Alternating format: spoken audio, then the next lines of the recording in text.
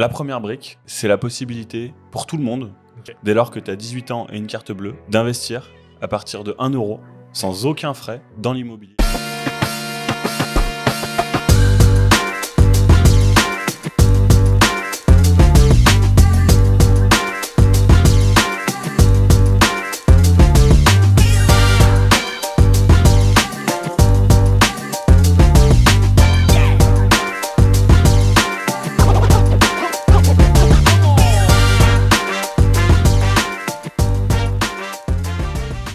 Hello Hugo, merci de m'accueillir aujourd'hui à la première brique pour pouvoir échanger avec toi.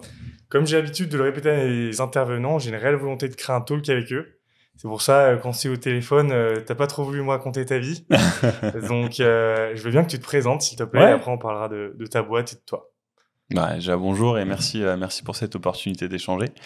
Très content de le faire. Donc moi c'est Hugo, j'ai 37 ans depuis quelques jours et je suis le président et cofondateur d'une société qui s'appelle La Première Brique et qui est une société de financement participatif immobilier. Pour parler un petit peu de mon parcours peut-être, j'ai étudié l'expertise comptable, puis j'ai repris des études en ingénierie financière après un parcours en expertise comptable et une expérience en expertise comptable où j'ai rencontré mon associé et suite à quoi on a entrepris et on a créé La Première Brique. Ça, t'avais quel âge à l'époque quand t'as fait ça? Bonne question. C'était il y a 5 ans, donc j'avais 31 ans. 31 ans, ok, trop cool. Est-ce que tu peux nous parler un petit peu plus de La Première Brique? En quoi ça consiste? Déjà, pourquoi ce nom, La Première Brique? Alors, la petite histoire du nom, La Première Brique, c'est un nom qui a été trouvé par un camarade de promo. Quand on lui a parlé un petit peu du projet, on a brainstormé avec 2-3 contacts parce qu'on pensait bien à cette idée et les alumni de notre promo étaient assez soudés. Et on trouvait que c'était un nom qui était vraiment chouette parce que il y a ce côté très accessible. Faut savoir que La Première Brique, c'est une société, c'est un produit d'investissement qui est accessible à partir de 1 euro et sans aucun frais, et qui est dans l'immobilier. Donc, le nom La Première Brique, ça regroupait vraiment toute cette ADN de faire ton premier pas, finalement, d'investissement dans l'immobilier. En tout cas, te donner la possibilité d'investir dans l'immobilier, que tu sois fortuné ou pas, que t'aies une grande connaissance dans l'immobilier ou pas, tu poses la première brique finalement de ton parcours d'investissement immobilier. C'est toujours un peu symbolique le fait de mettre la première brique. Et donc là, tu as 32 ans. Parlons un peu, retournons un peu. J'ai 36 ans. Non, 37. T'as 32 ans quand à l'époque. Revenons un petit peu avant, à l'époque, quand tu étais jeune. Déjà, est-ce que tu as toujours voulu entreprendre? Alors, oui. Au fond de moi, j'ai toujours voulu entreprendre. J'ai une appétence au risque qui est assez faible. Et c'est ce qui fait aujourd'hui d'ailleurs une de mes forces au sein de La Première Brique, parce que notre volonté, c'est de limiter au maximum le risque pour nos investisseurs. Et donc cette appétence au risque qui est assez faible, elle m'a beaucoup bloqué dans l'entrepreneuriat. Et pour autant, depuis que je suis tout petit, je vois beaucoup de problèmes et je vois beaucoup de solutions à mettre en face. Et je crois que c'est ça l'ADN d'un entrepreneur. L'ADN d'un entrepreneur, c'est de se dire, c'est pas possible, en fait, je suis pas le seul à avoir ce problème, et on doit pouvoir mettre une solution en face de ce problème. Et puis on pourrait faire comme ça, pourquoi personne le fait? Et puis après, il y a aussi toute la construction personnelle. Tu peux te dire, non, mais en fait, il y a sûrement des gens qui y ont déjà pensé et puis ça a pas dû fonctionner. Mon idée, elle est pas si bonne que ça. Ça dépend aussi beaucoup de la confiance que tu vas avoir en toi. Mais je crois qu'il faut savoir oser et il faut savoir se dire, on essaye et on verra si ça marche. Et l'histoire de La Première Brique, c'est vraiment ça. On a démarré en sortant de l'EM Lyon avec mon associé. On a mis 3500 balles chacun sur la table. Moi, je les avais empruntés à mon beau-frère, donc j'ai vraiment pas un sou. Zéro. Étudiant fauché. C'est ça, étudiant fauché qui a fait un prêt pour payer son école. On est vraiment parti de rien et on s'est simplement dit, on essaye. On essaye et puis on va voir ce que ça donne, et on a itéré. Au début, on a avancé avec une plateforme en marque blanche, donc on dépensait 800 € tous les mois de location de plateforme. On se payait pas, bien sûr, et petit à petit, On a eu une communauté. Au début, c'était forcément Friends and Family. Et petit à petit, on a une communauté et ça a grandi. Et comment t'as fait le pas entre le moment où tu bossais dans l'expertise comptable, tu te relances dans les études, c'est directement après les études que tu montes la boîte? Ouais. Directement après l'EM Lyon. Oui. Et donc, avoir l'idée, je pense que t'es quand même rentré à l'EM avec cette volonté peut-être d'entreprendre avec un sujet derrière. C'est quoi qui t'a poussé à faire ça, direct le saut après l'EM Lyon Alors, pour te raconter l'histoire un peu plus dans le détail, n'hésite pas à me raconter tous les détails, on a le temps. En 2000, ça devait être en 2015, je dirais. Donc on a fondé la boîte en 2019. En 2015, j'étais en expertise comptable. Il y a peut-être des erreurs dans les chiffres parce que je suis pas très bon avec les dates. Les chiffres ça va, mais les dates. En 2015, j'étais en CDI dans un cabinet d'expertise comptable. Je faisais de la révision comptable. J'avais un portefeuille de clients. Ça se passait bien. J'aimais beaucoup la relation client. Le travail de comptable, à proprement parler, m'excitait pas des masses et surtout le statut de salarié finalement avec cette dans un cabinet comptable qui sont réputés, si tu veux, pour avoir un intrapreneuriat, en tout cas dans certains, qui est assez limité. Disons que j'étais rentré dans une routine qui me correspondait pas et dans laquelle je m'épanouissais pas. Donc j'ai un peu balayé cette routine que j'avais et ce confort, parce que finalement il y a aussi plein d'avantages, hein. J'avais un certain confort financier, j'étais en couple à l'époque avec une personne qui était merveilleuse, j'avais mon appart, finalement j'avais une vie bien rangée et bien propre, mais ça ne me correspondait pas, et donc j'ai un peu tout plaqué, appart, copine et boulot, et je suis parti en Afrique pour me mettre en risque, en fait, hein. Très simplement, c'était ça. J'avais besoin de me mettre dans une situation qui soit un petit peu challengeante. Donc, je suis parti avec un sac à dos, 2 caleçons et une nuit d'hôtel de réservé. J'avais un petit peu d'argent sur mon portefeuille, mais pas grand chose. Enfin, sur mon compte bancaire, mais pas énorme non plus. T'es parti où? Je suis parti en Afrique du Sud. Donc, j'ai atterri à Cape Town et puis ensuite, j'ai vadrouillé en stop de Cape Town jusqu'à Sodwana Bay, donc qui est vraiment à l'opposé de l'Afrique du Sud. Là-bas, j'ai fait pas mal de services, donc à rencontrer des gens. J'ai fait l'homme à tout faire dans des écoles. Je fais pas mal de choses pendant un certain temps.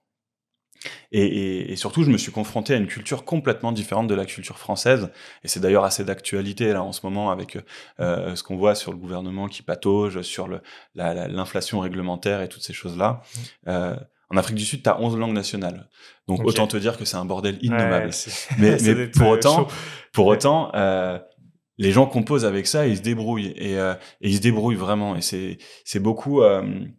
t'as besoin de faire quelque chose, tu le fais, tu trouves des solutions et t'es obligé de trouver des solutions parce que justement, ça fait partie du bordel. Du pays. Ouais, c'est ça, exactement. Et tu composes avec une complexité qui est dingue.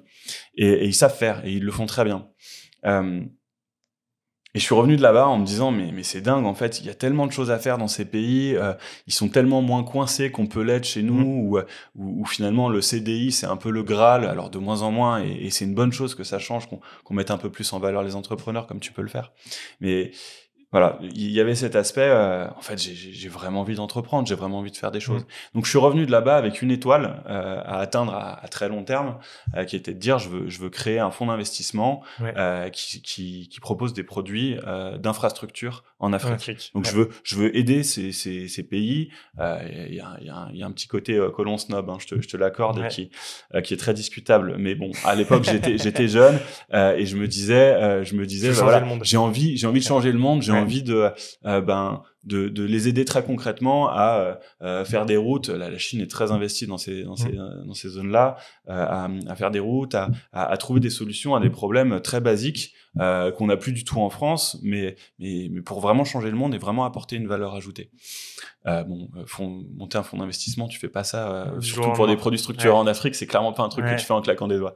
Et donc je suis rentré en me disant, je vais reprendre des études en finance, parce qu'il faut que j'aille vers cet objectif. Et donc il y avait vraiment l'aspect, je veux créer quelque chose qui soit une solution de financement, qui soit solidaire, qui ait cet aspect de changer le monde et d'aider les autres à réaliser leurs projets. Voilà. Je suis revenu d'Afrique avec ce bagage-là en tête. Et j'ai repris des études à l'EM Lyon pour ça. Et finalement, le chemin faisant, les rencontres faisant, et notamment avec mon associé. Parce que c'est quelqu'un que tu rencontres sur les bancs de l'EM Lyon ? C'est ça, exactement. Et Thomas, que j'ai rencontré à l'EM Lyon, qui lui avait un parcours avocat d'affaires. Ok. Donc tous les deux en reconversion à l'époque ? Ouais, non, lui, c'était plus la poursuite de ses études. Okay. Il n'avait pas d'expérience professionnelle avant et il voulait se spécialiser sur des sujets financiers. Il ne savait pas encore s'il allait entreprendre ou s'il allait être avocat d'affaires. Je crois qu'il avait déjà une forte appétence pour l'entrepreneuriat. Mais voilà. Et donc on se rencontre, ça matche bien, on se dit que ça pourrait être chouette d'essayer de faire quelque chose ensemble. Et puis petit à petit, en fait, les choses se font. Moi, je trouve un travail après parce que j'avais des contraintes financières et autres. Donc je commence à travailler en conseil. Et en parallèle de ça, on monte la structure. En 2000, donc ça commence à prendre. On se paye pas. On lance le projet, on est rentable dès la première année. C'est quelque chose que vous avez 3 000 € de bénéfice, mais ça reste un bénéfice. Ça reste un bénéfice. Et puis en 2020, en septembre 2020, on monte à plein temps dans la structure et on lance vraiment l'aventure. On recrute notre premier alternant à l'époque. Et voilà, jusqu'à être, aujourd'hui on est 24. Vous êtes 24 et on a levé un peu plus de 230 millions d'euros. Via la plateforme via une communauté de 64 000 Génial. Ouais, c'est très chouette. C'est trop cool. Et comment vous êtes venu l'idée de la première brique ? Parce que entre le produit aujourd'hui qui est fini et qui, ça se trouve, change tout le temps, etc., vous n'êtes pas développeur en plus, à la base. Vous êtes des... après, Non, de ce que j'ai compris. De ce que j'ai compris. Donc, comment vous êtes venu l'idée de mettre en place cette application, aller chercher aussi les deals, parce que tu as toute une partie commerciale ou apporteur d'affaires, je ne sais pas comment ça se passe. C'est quoi un peu les rouages de tout ça derrière ? Alors... je crois que le mot d'ordre, c'est pragmatisme. Ok. C'est pragmatisme et c'est de se dire, tu dois commencer par un produit qui plaît. Ouais. C'est une bonne question. Je vais te poser la question. Comment tu sais que ton produit plaît ? Tu as fait des essais ? Parce qu'il répond à un besoin. Ouais. Parce qu'il répond à un vrai besoin. Ouais. Quand on a créé la première brique, on avait un ticket d'investissement, un ticket de financement, qui était de l'ordre de... on s'était dit, on étudiait des dossiers à 1 million, mais clairement, on croyait pas à notre capacité à les financer au début. Et par contre, on finançait des projets. Notre premier projet, par exemple, c'était un jardin potager à Hyères, pour 75 000 € de mémoire. Et voilà, donc on avait un ticket de financement qui était relativement bas. Les banques, clairement, c'était pas des projets qu'elles étudiaient. Et nos concurrents à l'époque, qui sont encore nos grands frères, qui sont des plateformes qui lèvent plus que nous aujourd'hui, donc certains lèvent un peu moins, mais globalement, qui sont des plateformes qui faisaient du super bon boulot, qui continuent de faire du super bon boulot et qu'on admire vraiment. Elles étaient sur des montants où elles finançaient des 500 000, c'était le bas des projets qu'elles pouvaient financer. Et donc, en fait, nous, on est venu chercher ce besoin qui n'était pas adressé, qui était totalement hors scope des banques, et qui était hors scope de la majorité de nos concurrents. Et donc ça plaisait, parce que en face de nous, on avait des marchands de biens qui n'avaient pas forcément le cash pour faire leur projet. C'est sûr. On n'a pas vraiment parlé du modèle finalement. Peut-être que ce sera hors contexte, on en reparlera. Mais on avait des marchands de biens qui avaient personne pour financer leurs opérations, mais des belles opérations et pas le cash pour les faire. Donc finalement, quand tu as 30% de marge avant financement et que quelqu'un vient de te voir en te disant écoute, moi je peux te la financer ton opération, mais ça te coûtera 10%, 12%. C'était 10% à l'époque, aujourd'hui on est plus proche des 12% parce que le marché a évolué. Et en fait, t'es super content de le trouver parce que tu fais ton opération, alors ça va te coûter ce que ça te coûtera, mais par contre, à la fin, ce que tu regardes, c'est le cash flow qui va en sortir et tu gagnes de l'argent à la fin. Donc, t'es content de passer par ces solutions-là. Donc, on avait une super bonne offre pour les personnes qui avaient un besoin de financement, les marchands de biens, ils étaient super contents de nous trouver. Et finalement, trouver des gens qui ont besoin d'argent, ça a jamais été très compliqué, si tu veux. Donc, c'était un sujet, voilà, c'est ça. C'était un sujet assez facile. Là où c'était peut-être un peu plus technique, ça va être sur l'aspect finance, sur l'aspect investisseur. Et sur l'aspect investisseur, on a beaucoup joué sur la confiance, sur le niveau de détail qu'on mettait dans nos fiches projets. Et c'est-à-dire depuis le début, on a pris conscience d'une chose avec mon associé, c'est que notre industrie, c'est l'industrie de la confiance. Et ce qui est très important, c'est que notre communauté d'investisseurs nous fasse confiance dans le travail qu'on fait, et fasse confiance pour lui transmettre un niveau d'information le plus exhaustif possible et qui lui permet de vraiment se faire un avis sur les produits. Et donc on a fait un gros travail là-dessus de présentation des opportunités, de vulgarisation de ce que pouvait être l'investissement immobilier, le prêt finalement à des marchands de biens. Et je pense que c'est ça qui a beaucoup plu. Et au-delà de ça, on faisait un suivi des opérations qui a été très apprécié parce que on a toujours été très très orienté. Finalement, qu'est-ce que moi je recherche en tant qu'investisseur. Moi, en tant qu'investisseur, ce que je recherche, c'est d'avoir tous les éléments pour comprendre ce dans quoi j'investis, et ensuite avoir une vision sur l'évolution de mon investissement et comment il se déroule. Et tout ça, on l'a apporté dès le début, on l'a amélioré au fil de l'eau, on va encore continuer de l'améliorer, mais voilà, c'est vraiment un point qu'on a travaillé dès le début et qu'on a continué d'améliorer.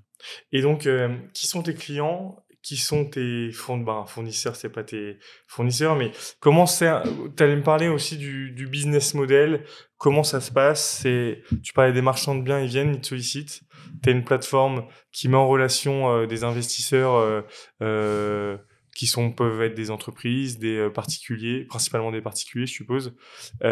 Comment ça se passe un peu cette tambouille au milieu ? Vous êtes au milieu, vous faites la partie, pas investisseur, mais la partie en fait techniquement, t'as tes souscripteurs comme un fonds d'investissement, t'as des souscripteurs et t'as tes tickets dans lesquels t'investis. C'est ça. C'est ça. Nous aujourd'hui, on est un intermédiaire au sens pur du terme. C'est-à-dire qu'on crée la rencontre via la plateforme. On crée la rencontre entre d'un côté des personnes qui ont de l'épargne disponible et qui ont envie de la placer dans la réhabilitation du parc immobilier français. Et d'un autre côté, des personnes qui ont un projet de réhabilitation, un projet de marchand ou de promotion, essentiellement de marchands chez nous, et qui ont un besoin de financement. Et nous, on va créer la relation et on va tout faire pour que cette relation, elle se passe bien et elle soit en toute confiance. Et aujourd'hui, quand tu rentres en relation avec quelqu'un, toi, tu as besoin que cette personne en face de toi, elle soit la plus transparente possible, elle te donne un maximum d'informations sur son projet pour te faire un vrai avis sur son projet. Nous, on va s'assurer de ça. On va s'assurer que le porteur de projet, l'histoire qu'il va nous raconter, l'histoire qui a un début, une fin. Le début, c'est pourquoi j'ai besoin de l'argent. La fin, c'est comment je te rembourse. Et puis l'histoire, c'est et comment tu te rémunères. Et l'histoire, c'est qu'est-ce que je vais faire avec cet argent. On s'assure que cette histoire, elle soit parfaitement documentée et que ce soit vrai. Et on s'assure aussi qu'il n'ait pas une liquidation judiciaire en cours. On s'assure que qu'il y a tout ce qu'il faut pour que le projet soit clean. Et puis d'ailleurs, même s'il a une liquidation sur une de ses autres sociétés, why not ? On en parle. C'est pas nous qui prenons la décision d'investir, c'est l'investisseur, c'est chaque investisseur. Donc nous, notre rôle, c'est de sélectionner des projets auxquels on croit et de donner toutes les informations à nos investisseurs pour prendre la décision d'investir. Comment tu fais la différence entre un bon et un mauvais projet ? Alors, c'est une excellente question. Déjà, je crois que la réponse, elle est propre à chacun. Aux expériences que tu peux avoir, c'est comme dans la vie, quoi. Une belle ou une mauvaise personne, chacun a ses critères pour dire que cette personne c'est une belle personne et cette personne c'est un parfait enfoiré. Donc déjà première chose, c'est propre à chacun. Après, si tu me poses la question à moi, pour moi, un bon projet, c'est un projet qui a un niveau de marge suffisant. En fait, c'est un projet qui peut encaisser les coûts. Qui peut encaisser des irrégularités de marché, qui peut encaisser des surprises. Un bon projet, c'est un projet où ton porteur de projet, il maîtrise son sujet et tu as suffisamment de sécurité sur ton projet pour te dire que en cas de coup dur, ça fonctionne. Et ça passe par plein de choses. Ça passe par un niveau de précommercialisation qui valide ton prix de vente. Ça passe par une garantie sur le projet type fiducie ou hypothèque de premier rang qui font qu'en cas de coup dur, l'investisseur il peut quand même retrouver à minima une partie de ses petits. ça passe par un niveau de marge qui est très important et qui du coup, avec un prix de vente moyen du bien, qui fait qu'en fait, si tu décotes, que tu tombes au prix bas sur un truc qui a été refait à neuf, bah tu peux vendre. Et voilà, ça passe par la typologie d'actifs. Donc, si c'est du terrain à bâtir, bah, t'as forcément un peu plus de risques et particulièrement en ce moment. Si c'est de la promotion aussi, c'est pour ça que nous on fait beaucoup d'opérations sur des actifs qui sont existants et qui sont de la réhabilitation. Voilà, ça passe par pas mal de critères et je crois que chacun a ses critères. Et je t'en ai donné un échantillon. Cool. Est-ce que tu peux nous parler un peu du métier de marchand de biens? Ouais, bien sûr. On en entend parler, etc. Les gens qui nous écoutent, ça se trouve, ils savent pas forcément ce que ça veut dire. Est-ce que tu peux nous présenter un peu cette personne? Ouais, carrément. Alors, le marchand de biens, y a pas mal de... Il y a pas mal de possibilités dans le marchand de biens. Tu as des personnes sociétés unipersonnelles, qui font 1 à 2 opérations maximum par an. Et en fait, on va parler d'eux finalement, parce que c'est le marchand de biens type, c'est ça. Après, tu as des personnes où ils sont beaucoup plus nombreux, ils font ça en société, ils font ça avec énormément de structuration.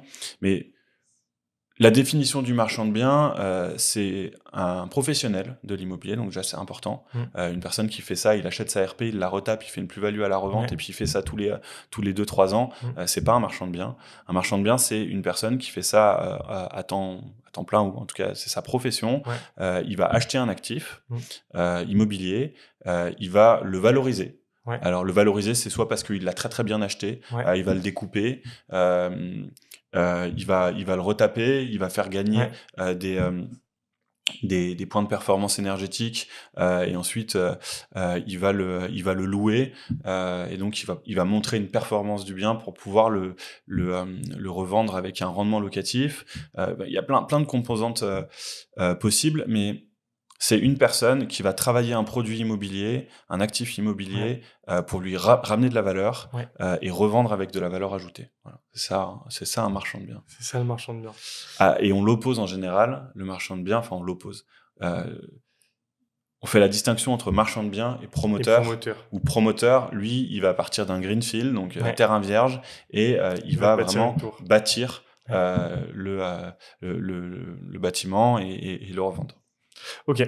Et comment ils vont te trouver les marchands de biens aujourd'hui? C'est via t'as une équipe commerciale? Non, t'as quoi? On n'a jamais eu d'équipe commerciale.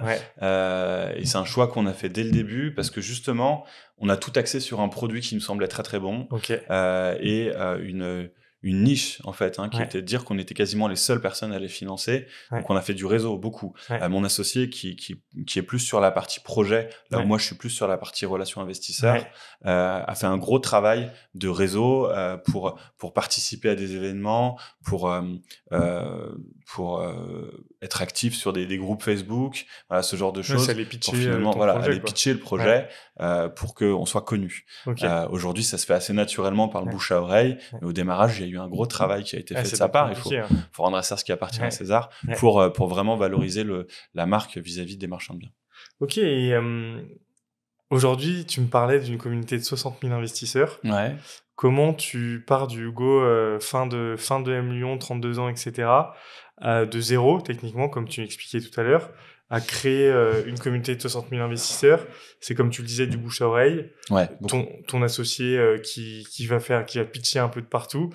C'est quoi aussi peut-être les réseaux sociaux, dont LinkedIn, Insta, TikTok, j'en sais rien. Est-ce que vous avez mis en place toute une stratégie autour de ça, ou c'est principalement le bouche à oreille et le fait que ça marche, et le fait que je sais pas, il y a un côté un peu sympa aussi, la première brique, je crois, j'investis dans quelque chose de dur sans vraiment investir, sans avoir mon propre appart, tu vois. Et aussi le fait d'investir 1 euro. Alors ma question elle est super large, mais c'était quoi un peu la stratégie derrière? T'as répondu dans ta question, répondu, parce que c'est tout. Si tu veux, ça part de la base, c'est répondre à un problème, répondre à une volonté des Français qui était l'immobilier, c'est l'investissement préféré des Français. Ok. Il y a pas mal d'études qui le montrent. L'investissement locatif, c'est quelque chose qui plaît aux Français, qui rassure les Français. Avoir des appartements, si tu veux, que tu mets en locatif. C'est beaucoup d'emmerdes en gestion. C'est investir dans la pierre. Ça plaît énormément. C'est ça. Parce qu'il y a un côté très tangible, en fait. Tu possèdes quelque chose qui a une valeur. On aura toujours besoin de se loger, voilà.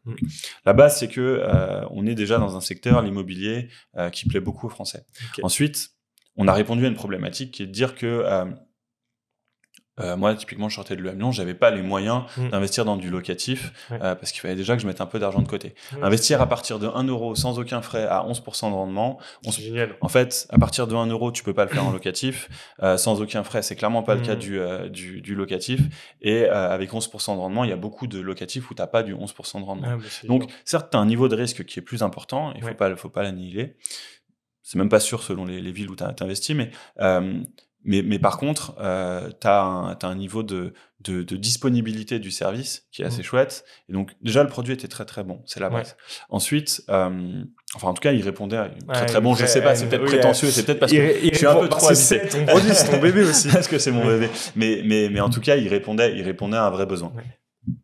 Ensuite, on a beaucoup communiqué sur les réseaux sociaux et ça pour le coup on s'y est collé à deux et on y a mis beaucoup d'énergie sur les réseaux sociaux, sur vraiment parler du produit, répondre aux questions, tout ce qui était disponibilité qu'on pouvait avoir, où tu te retrouves finalement avec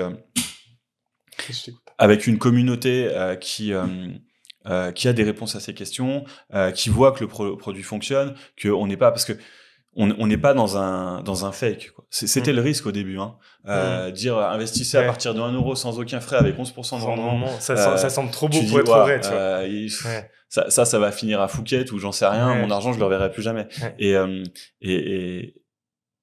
Et donc l'idée c'était de rassurer, c'était de montrer qu'il y avait de l'humain derrière. Donc on a beaucoup travaillé là-dessus. On a travaillé aussi avec un système de parrainage qui a beaucoup marché. Où quand tu parrainais quelqu'un, tu prenais une partie de son rendement. Et puis surtout on a prouvé l'efficacité du produit parce que à date là où je te parle, on a financé un peu plus de 230 millions. Sur ces 230 millions, on en a 78 millions qui sont des projets totalement remboursés et si tu comptes les projets qui sont partiellement remboursés, on est à plus de 80 millions qui ont été remboursés. Donc finalement, on a beaucoup de personnes au début qui ont dû mettre 50 euros pour dire ok, on va tester parce que c'est trop beau pour être vrai. Et puis ils ont été remboursés et ils se sont dit ah ouais mais en fait ça fonctionne. Et puis j'ai vraiment des mails de Hugo et Thomas qui m'informent du suivi des projets. Ça fonctionne. Et ça, je pense que ça a beaucoup rassuré. C'est vrai que ça rassure. Et surtout aujourd'hui où le monde de l'immobilier, après ça on va en parler, mais c'est un monde, là en ce moment avec les taux d'intérêt qui ont augmenté, ça s'est un peu cassé la gueule. Vous, ça vous a impacté sur votre business ou pas forcément ? Alors oui, et assez positivement. Ok. Nous, on a eu beaucoup de chance, et là, faut l'admettre, c'est de la chance. Si tu compares avec une bonne partie de nos concurrents, on a eu une chance qui est qu'on est arrivé au début de l'euphorie un petit peu immobilière. C'est-à-dire que 2019, 2020, 2021, les taux sont bas, énormément de gens qui achètent. Et aujourd'hui, on se retrouve avec beaucoup de projets chez nos concurrents qui sont en retard parce que ils ont financé énormément à cette période-là, période où nous, on finançait un petit peu moins. Et donc aujourd'hui, on a des taux de retard qui sont beaucoup plus faibles parce que très simplement aujourd'hui on a un peu plus de 20 millions de projets qui sont en retard et on a remboursé plus de 20 millions d'euros de projets qui ont été en retard et qui ont déjà été remboursés. Donc on a prouvé notre capacité à gérer ces sujets-là. Et pour revenir sur le sujet du contexte immobilier, ce qui s'est passé pour nos deux cibles finalement, pour nos deux clients entre guillemets, du côté des porteurs de projets, ils ont vu toutes les banques leur fermer les portes, et ils ont vu aussi du stock qui leur traînaient sur les bras et qui finalement mobilisaient leur cash. Face à ces deux sujets, on avait des solutions. On pouvait financer là où les banques finançaient pas et on pouvait refinancer un stock que les banques voulaient pas refinancer. Et notamment sur des stocks qu'ils avaient financés en propre, en 100% avec leur cash, et où aujourd'hui, finalement, ils se retrouvaient bloqués. Et donc sur lesquels on a une très bonne couverture hypothécaire. Donc là, de ce côté-là, nous, ça a été une vraie opportunité et on a eu beaucoup plus d'activité. Et du côté des investisseurs, on a augmenté les taux et surtout, on a prouvé notre capacité à rembourser et à accompagner les projets. Donc, le produit crowdfunding immobilier, il a naturellement pris de l'ampleur. Aujourd'hui, je crois que la stat, c'est t'as 15 millions d'investisseurs en France qui investissent dans différents produits, assurance vie, ETF, autres. T'en as 75 000 qui sont sur des plateformes de crowdfunding. 75 000 75 000. Donc 60 000 chez vous. C'est ridicule. Donc 60 000 chez nous. Et donc c'est rien, tu vois, sur l'échantillon de ce marché. Donc c'est un marché qui est de toute façon en émergence et je sais pas si ça se dit en émergence, mais bon, on va le dire, et qui est séduit par un couple rendement-risque qui est quand même assez chouette. Aujourd'hui, tu prêtes à 12%, entre 11 et 12%, et tu as parfois des revenus mensuels, et tu as une garantie qui est assez costaud parce que s'il y a le moindre problème, tu possèdes le bien, tu as l'hypothèque, enfin tu possèdes pas le bien, c'est un abus de langage, mais tu as quand même des sécurités assez chouettes. Et donc, ça prend de l'ampleur assez naturellement. Et tu parlais de 75 000 personnes qui font du crowdfunding en France. C'est une étude que j'ai lue la dernière fois. Je crois que c'est une étude Mazars ou je sais plus. Et c'est aussi c'est bien pour diversifier. On parle souvent de diversification de son patrimoine. Ouais, complètement. Comment tu fais la différence entre quelqu'un qui investirait chez vous et quelqu'un, entre guillemets, qui a les moyens d'aller investir, de s'acheter son petit appart, de s'acheter sa résidence secondaire ou acheter, faire son... Tu vois, c'est quoi techniquement, qu'est-ce qui va gagner à venir chez vous? Peut-être moins d'emmerdes. Quoi d'autre? Alors, j'ai une anecdote assez chouette là-dessus. On a un de nos plus gros investisseurs qui investit un peu moins d'1 million chez nous. Et lui, son histoire, et on en a un autre, je salue Jérémy et Alain, qui en fait sont venus nous voir quand on a démarré l'aventure en nous disant « Moi, j'en peux plus de gérer mes locataires qui partent, mes trafics de drogue dans l'immeuble et tous ces trucs-là. C'est un enfer. Donc en fait, je vais tout investir chez vous. Je suis en train de vendre mes appartes. J'investis chez vous. Et puis voilà, ça me rapporte ce que ça me rapporte. » Et là où ils ont été malins, c'est qu'ils ont diversifié énormément. Et donc, aujourd'hui, le calcul est assez basique. On a 11% de rendement, on est à 11,75 de rendement moyen. Tu investis dans 12 projets.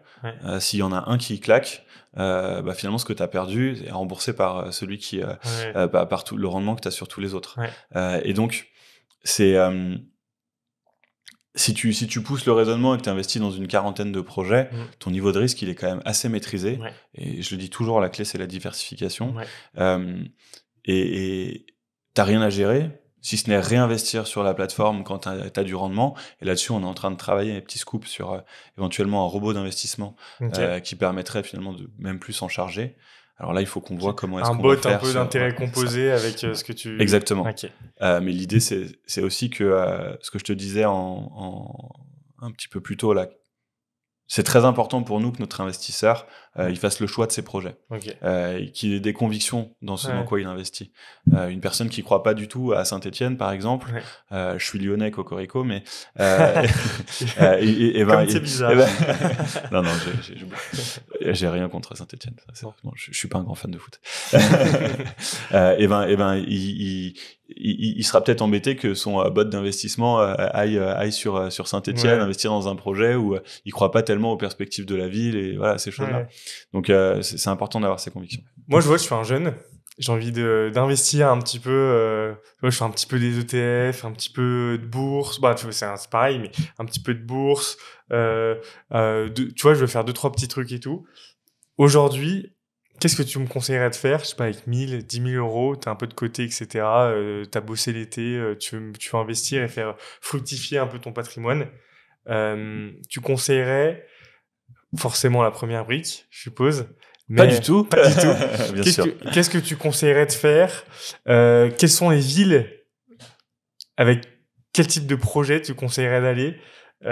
Plutôt de l'appart, des maisons dans le sud de la France, dans le nord, Paris, j'en sais rien, tu vois. C'est quoi un peu le kiff de Hugo sur les projets? Je vais être en préambule peut-être. Je suis pas conseiller en investissement financier. C'est important de le préciser. Investir présente des risques. Voilà, c'est important de l'avoir en tête. Donc, ce que je vais te dire, c'est mes convictions et c'est en rien un conseil en investissement. C'est un point important. Moi, je crois énormément à l'immobilier. Il n'y a rien de surprenant là-dedans. Non, c'est pas une surprise. Je crois que déjà, la première chose, c'est important d'avoir un matelas de sécurité. Okay. Aujourd'hui, tu as 10 000 euros de trésorerie disponible. C'est important d'avoir, selon ta consommation, mais d'avoir 1 à 2 mois devant toi où tu peux te retourner si tu as un gros coup dur, où tu peux plus travailler, ou j'en sais rien. Enfin, on a toujours de la famille, on a toujours des amis pour nous aider, mais je crois que passer 18 ans, c'est bien d'être autonome. Et voilà, l'idée, c'est d'avoir un matelas de sécurité, c'est la première chose. Ensuite, c'est de se poser la question de ton profil. Okay. C'est quoi ton profil de risque et qu'est-ce que tu es prêt à perdre? Parce que finalement, plus tu vas sur des rendements hauts, plus tu as un niveau de risque important. Ça aussi, c'est une règle fondamentale. Donc, il faut se poser la question de qu'est-ce que je suis prêt à faire, à perdre avec cet argent. Si moi, je réponds à ta question avec mes convictions, j'aurais tendance à mettre déjà sur 10 000 euros, j'aurais tendance à mettre un matelas de sécurité je sais pas... Question relou. Question relou. À minima 2 000 euros, quoi, si tu veux, ou si t'as un gros coup dur, tu peux te retourner. Et ensuite, avec les 8 000 euros restants, je pense que je mettrais 3 000 euros dans du crowdfunding immobilier. Alors moi, je choisirais la première brique, mais il y a plein d'autres solutions et je diversifierais. L'avantage, c'est la première brique, c'est qu'on a un ticket d'accès à 1 euro, donc tu peux plus facilement diversifier sur plusieurs projets. Sans frais aussi, donc ça, c'est important. Sans frais, mais c'est la plupart des plateformes, ça, pour le coup. Je ferai pas de la publicité abusive sur ma plateforme. Je crois qu'on a une très très bonne solution. Il y a d'autres solutions qui existent. À mon avis, on est la meilleure, mais les autres sont très bonnes. Donc 3 000 euros sur du crowdfunding immobilier, en diversifiant vraiment aussi bien sur la typologie d'opération que sur les zones de financement, donc en région parisienne, mais aussi sur des villes dynamiques, et puis sur des zones où au contraire t'es sur des zones moins dynamiques, mais où t'as une plus forte demande locative, par exemple. Voilà. Et surtout diversifier en termes de porteurs de projets. Ça, c'est évident, mais c'est important parce que ça nous arrive de refinancer plusieurs opérations de porteurs de projets, enfin financer plusieurs opérations de porteurs de projets. Ensuite, je placerai en bourse. Je crois que c'est important. Je mettrai... donc là, on a 8 000 euros moins 3, il nous reste 5 000 euros à placer. Je pense que je mettrai 2 000 euros, 3 000 euros en bourse. 3 000 euros en bourse alors, selon le temps que tu vas avoir, les ETF, c'est un bon moyen finalement pour investir en bourse, parce que tu vas sur des secteurs, tu vas sur des typologies qui peuvent te parler. Là aussi, il faut se poser la question de tes convictions. Est-ce que tu fais all-in sur le pétrole? Est-ce que tu vas plutôt investir dans l'IA? Est-ce que tu vas investir dans l'eau? Il y a pas mal de secteurs, et puis même en termes géographiques. Pareil, je diversifierais pour avoir un petit peu d'Asie. Aujourd'hui, il y a une guerre, c'est pas c'est pas un scoop. Ouais.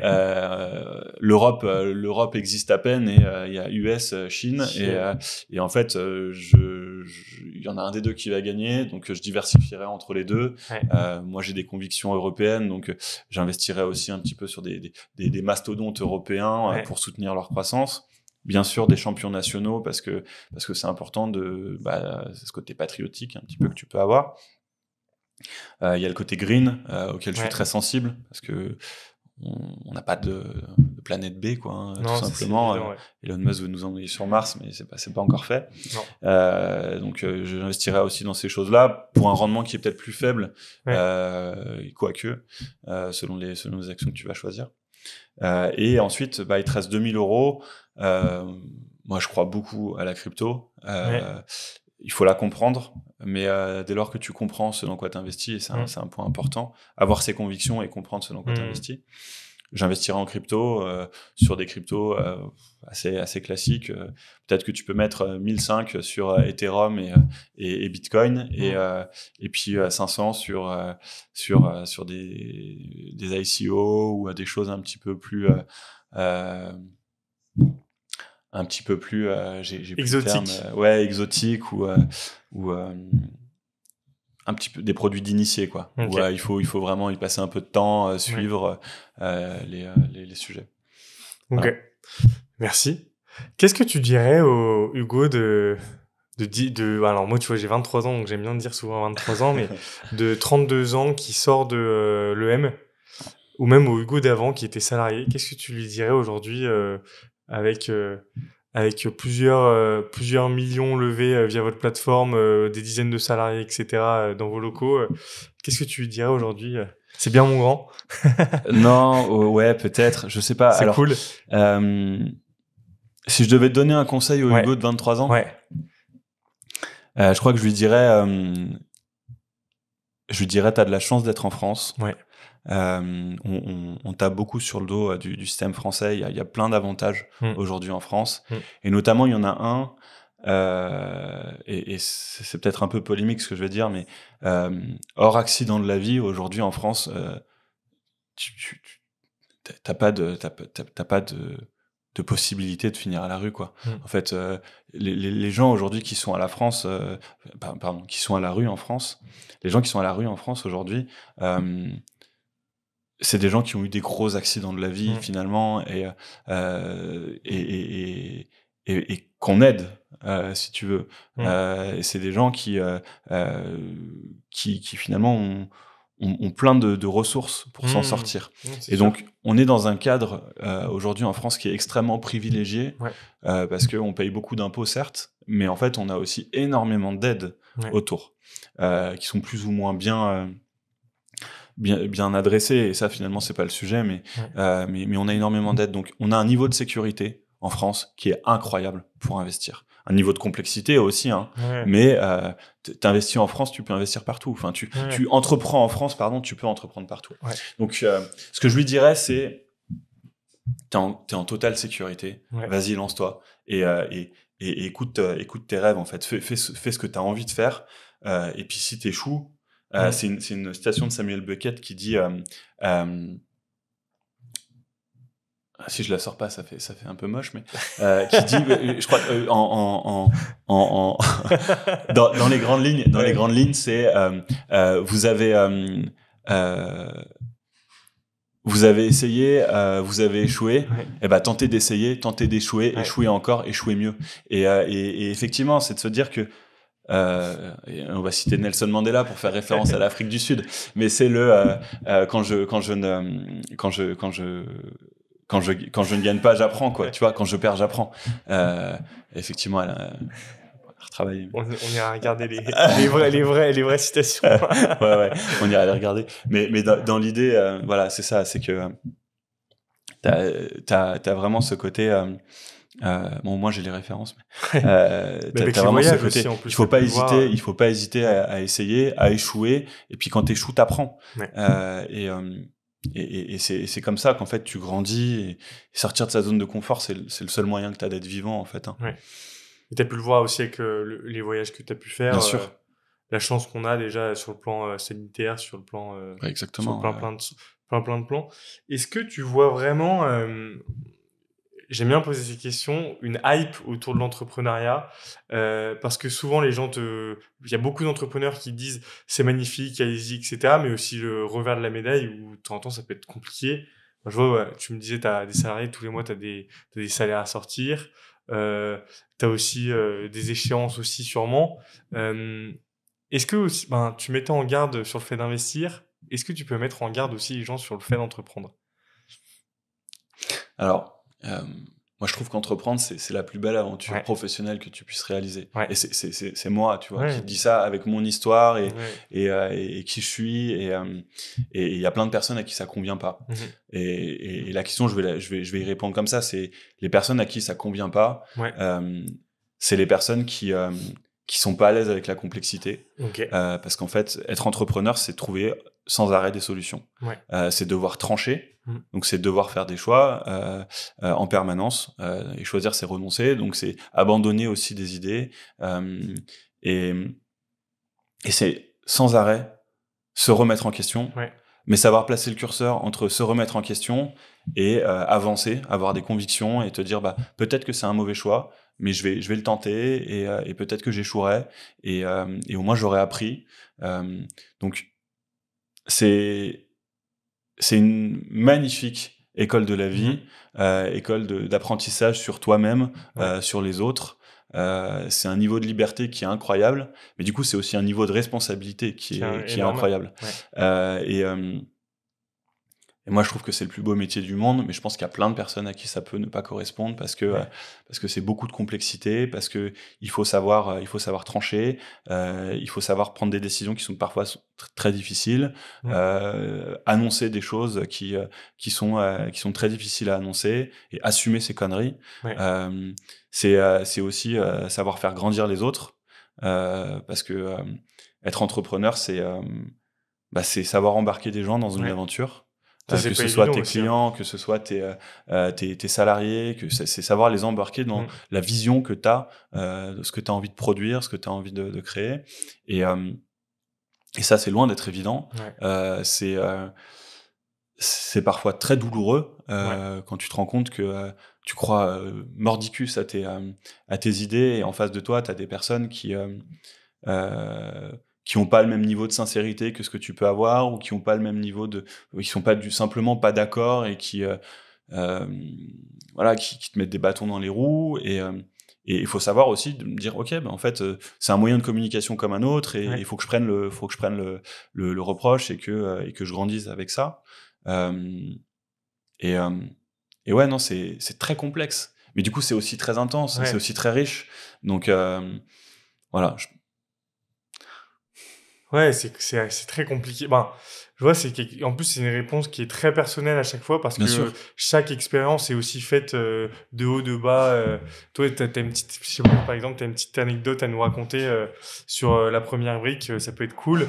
Sur un moment où tu t'es challengé, et t'as réussi à ressortir d'une situation encore meilleure et faire peut-être passer la boîte dans une autre dimension.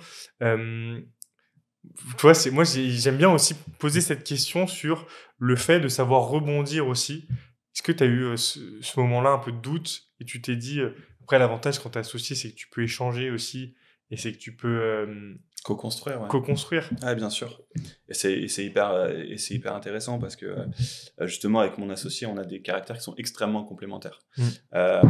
Et c'est ce qui fait notre richesse. C'est que là où lui, il a plutôt un caractère très fonceur. Moi, j'ai un caractère beaucoup plus posé et beaucoup plus réfléchi sur les différents sujets. Et c'est chouette parce que si on m'écoutait que moi, en fait, je pense qu'on ferait beaucoup moins de choses. On les ferait en allant beaucoup plus dans le détail, mais on en ferait beaucoup moins. Et en l'écoutant lui, il y a plein d'initiatives qu'on a prises et qu'on n'aurait peut-être pas pris. Donc, je pense qu'on amène tous les deux une vraie force à la société. Ta question, c'était... des petites anecdotes sur des moments de doute. T'as pu en sortir plus fort ou pas? Ouais. Alors, c'est assez le management, c'est un vrai challenge. Et en fait, c'est savoir composer entre le savoir gérer son ego, en quelque sorte. Tu vois, c'est ce côté. J'ai créé cette structure. Alors, j'ai co-créé cette structure, mais j'ai co-créé cette structure. Je l'ai amenée jusqu'à où elle est. Donc, en fait, ce que je dis, c'est la direction qu'il faut prendre parce que j'ai réussi jusqu'à maintenant, voilà. Et c'est savoir s'ouvrir aux autres et écouter les personnes et savoir prendre ce qu'il y a de bon et savoir dire aussi quand tu as le sentiment que c'est en inadéquation totale avec tes valeurs et avec ce que tu as envie de proposer. Et tu gères pas du tout une structure de 2 associés où en fait tout est possible et finalement il n'y a pas de sujet, il n'y a pas d'enjeu parce que en fait, tu as juste 3000 balles sur la table, même si c'est beaucoup pour toi à l'époque, et au pire tu les perds, que une société avec 24 salariés, 24 bouches à nourrir et où des décisions importantes peuvent avoir des conséquences importantes sur l'activité et sur la... Hugo, j'ai un petit jeu que j'aime bien proposer à mes intervenants, c'est de pitcher leur boîte. Ok. Ouais, donc tu prends le temps que tu veux et tu pitches ta boîte. On fera un petit short avec. Avec plaisir.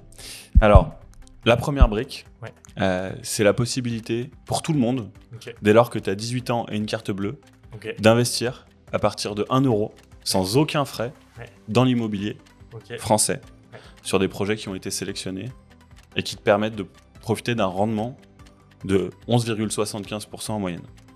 Voilà. Génial. Partout en France ? Partout en France. Ok. Et ça, c'est quoi ? C'est une application mobile que tu vas pouvoir utiliser ? C'est quoi ? C'est sur le site internet directement ? Oui, c'est quoi ? Alors, c'est dans ta poche, effectivement. C'est sur une application mobile ou sur un site web. Et tout se fait en ligne. Donc, tu as la possibilité de poser tes questions à des experts qui te répondent, à une équipe d'analystes et à une équipe relations investisseurs composée de... Aujourd'hui, on est 24 chez la première brique. Et on a levé, donc pour continuer dans le pitch, parce que c'est vraiment des éléments de réassurance, on a levé plus de 230 millions d'euros, dont plus de 80 millions ont déjà été remboursés. Et sur la quasi-totalité de nos projets, on prend un niveau de sécurité, donc par des hypothèques ou des fiducies, qui permettent vraiment de verrouiller à minima ton capital sur l'investissement. Donc aujourd'hui, on propose un couple rendement-risque qui est extrêmement intéressant. Et c'est des projets qui durent généralement combien de temps ? Tu immobilises ton argent combien de temps ? Entre 3 et 24 mois. Ok. Donc c'est relativement court. Ok. Est-ce que... moi, je voulais savoir, qu'est-ce que tu dirais aux jeunes aujourd'hui qui veulent investir chez toi ? Parce qu'il y a pas mal de... Je sens que... tu vois beaucoup de choses aller sur Internet, investir à Dubaï, investir je sais pas où, etc. dans l'immobilier. Tu as beaucoup de scams, un peu. C'est quoi l'assurance que tu donnes et le petit, le gros plus que vous faites chez la première brique comparé à toutes ces personnes-là qui te vendent du rêve un peu qui de la planète. Nous, c'est pas du rêve. C'est très concret. C'est que tu investis parfois dans le village de ton enfance. Tu investis sur le territoire français, dans des vraies personnes qui parlent ta langue, l'air de rien, et qui peuvent répondre à tes questions et qui sont disponibles. Et ton argent, tu le suis. C'est-à-dire que nous, ce qu'on propose, c'est vraiment de vivre l'expérience du marchand de biens à ses côtés. Tu lui prêtes de l'argent, mais ensuite tu as un suivi de son opération. Donc tu reçois des photos de son bien après travaux. Tu reçois tous les 2-3 mois une newsletter qui t'informe finalement de l'évolution du projet. Donc tu vis vraiment l'expérience d'investissement immobilier à partir de 1 euro sans aucun frais et pour un rendement de 11,75%. Ça, c'est important de prévenir que tu as tout suivi aussi derrière, parce que de temps en temps, tu peux investir dans quelque chose. On te dit, tu vas voir à 2 ans, tu vas retrouver ton argent. Si tu l'as, tu le retrouves avec un certain taux, etc. Le fait aussi d'avoir tout un suivi autour, ça t'amène aussi, ça te met aussi dans le projet. Si tu prends vraiment part du projet, tu peux être en contact direct avec les marchands de biens. Non. Nous, on est intermédiaire, donc on leur on gère ça pour eux, si tu veux. Ouais. C'est-à-dire après, que c'est normal. voilà, eux, ils se concentrent sur leur opération, sur sortir l'opération, rembourser tout le monde. Ouais. Nous, on se concentre sur répondre aux questions. Quand il y a des réponses qu'on n'a pas, Ouais. on leur pose les questions. Mais effectivement, on centralise des communications. Ouais, parce que si tu as 500 personnes qui t'envoient des mails... tu rigoles. On a des projets, on a 3000, 4000 personnes qui investissent. Donc, effectivement... Pardon, désolé. Et c'est quoi les projets un peu de la première brique prochainement ? Les projets de développement, tu veux dire, ou les projets qu'on va proposer ? Alors, les projets de développement, dans la dynamique de ce que je te disais, on est en constante réflexion sur comment on peut faire mieux.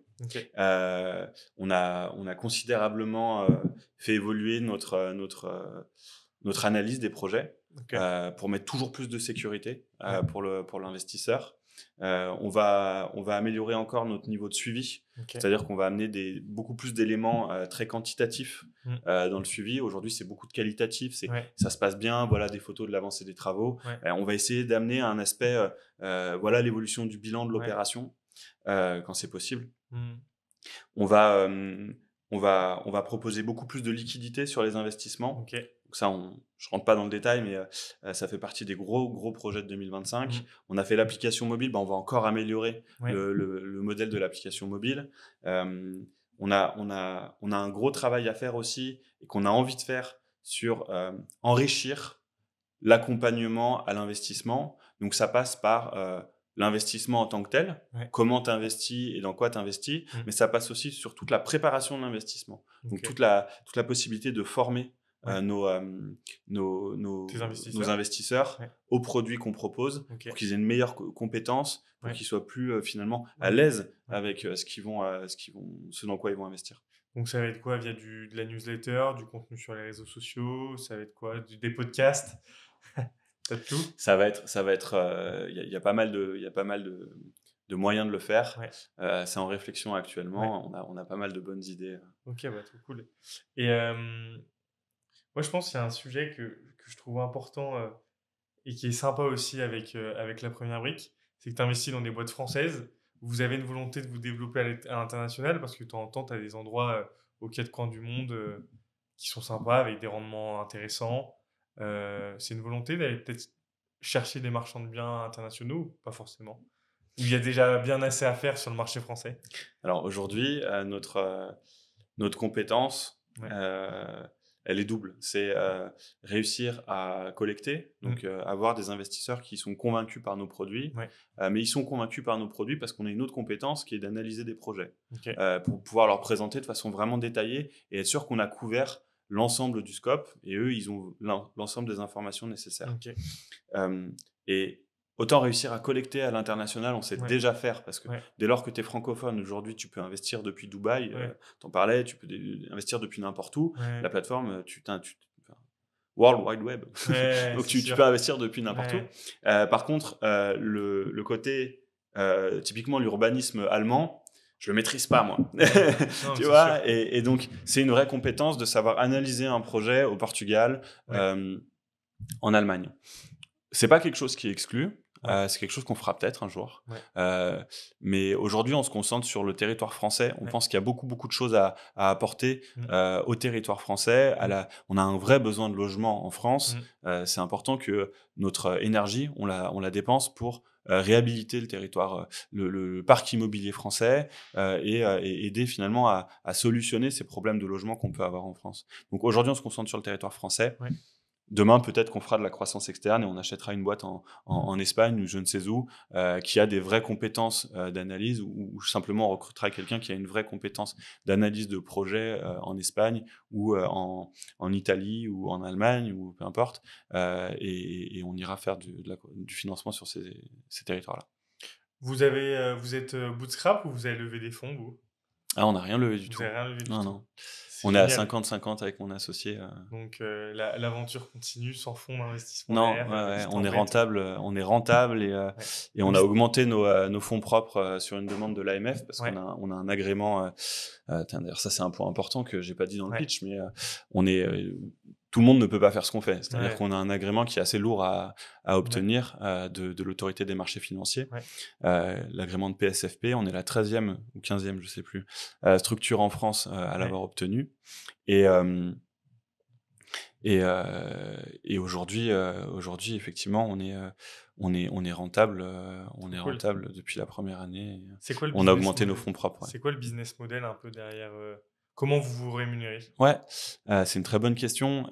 Et je vais te répondre très simplement. Aujourd'hui, un marchand de biens qui a besoin de 100 000 euros, on va collecter 107 000 euros pour lui. On a 7 points en général de fees. On va collecter 107 000 et on va prélever les 7 000 et lui libérer les 100 000. Ouais, donc c'est pour ça que tu as 0 frais sur tes investisseurs. Exactement. Toi, tu te rémunères sur les personnes qui ont besoin de ton argent et besoin de l'argent de tes souscripteurs. Exactement. Ok, trop cool. Et donc là, on parlait de projets, etc. Est-ce que tu as un petit mot de fin à nous dire c'était une petite volonté de placer un petit mot un peu plus perso ou pas forcément Ouais, je sais pas, peut-être dire que moi je crois fondamentalement que il faut être transparent dans ce qu'on fait, il faut être sincère dans ce qu'on fait, et c'est ce qu'on cherche à faire avec la première brique, c'est de proposer un produit qui soit sincèrement bon pour tout le monde, et c'est pour ça qu'on insiste sur le fait que il faut diversifier, on insiste sur le fait que il y a plein de paramètres à prendre en compte dans un projet, il faut tous les analyser. On croit sincèrement au projet qu'on propose, et ouais, peut-être le petit mot, c'est l'importance. Ton podcast, c'est un podcast sur l'entrepreneuriat et sur les jeunes qui veulent entreprendre. Sur les jeunes qui veulent entreprendre. Ou pas forcément, tu peux avoir envie d'entreprendre à tout âge. Ouais, mais enfin, moi, mon petit mot perso, peut-être, c'est de dire que il faut faire les choses avec sincérité. Il faut croire vraiment à ce que tu fais, il faut se connaître, et si tu fais quelque chose, il faut y aller à fond parce que tu crois à ce que tu fais. Et ce serait peut-être ça mon mot de la fin, être sincère. Ok, trop cool. Merci Hugo. Merci Tristan. Est-ce que tu as des petits réseaux à partager, LinkedIn, Insta, je suppose? Ouais, la première brique est sur Instagram. On essaye de faire de l'éducation financière à notre sauce, donc avec un ton toujours un petit peu décalé et accessible. On est sur LinkedIn, on est sur Facebook, donc n'hésitez pas à nous suivre sur ces réseaux. Ok, merci beaucoup Hugo, et je te dis à très vite. Merci d'avoir écouté cet épisode. J'espère que vous avez trouvé l'échange inspirant. Si vous avez aimé ce que vous avez entendu, n'oubliez pas de vous abonner pour ne pas manquer un de nos prochains épisodes. Rejoignez-nous sur nos réseaux sociaux pour continuer la conversation, poser vos questions et découvrir du contenu exclusif. Votre soutien est essentiel pour nous aider à grandir et à partager encore plus d'histoires fascinantes. Merci encore et à très bientôt pour un nouveau podcast.